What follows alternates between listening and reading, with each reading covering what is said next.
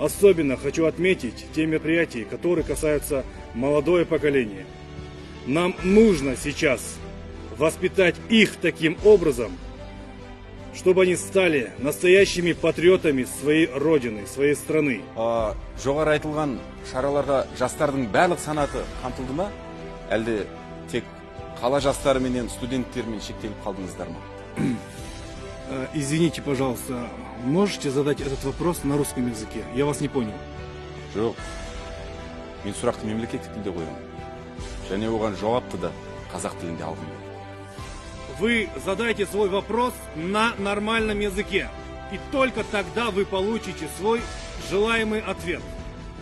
Сонда сіз айтқандай, қазақ тілі нормальный тілге жатпайды ма? Өзіңіз қазақ бола тұра неге қазақша сөйлемейсіз? Ана тіліңізге деген құрметіңіз осындай болғанда, басқалар мемлекеттік тілде неге сөйлеу керек? Қазаққа керек болмаған тілдің басқа ұлтқа керегі қанша? Сөйте тұра жастарға патриоттық рухта тәрбиелеу туралы сөз айтасыз. Уважаемые журналисты, объясните, пожалуйста, своим коллегам, что я говорю на понятном всем языке. Итак, дорогие друзья, мы... Сіз ананың сүтімен, әкенің қанымен берілетін ана тіліңізді ұмытқаныңыз үшін арыңыздың алдында жауап бере аласыз ба?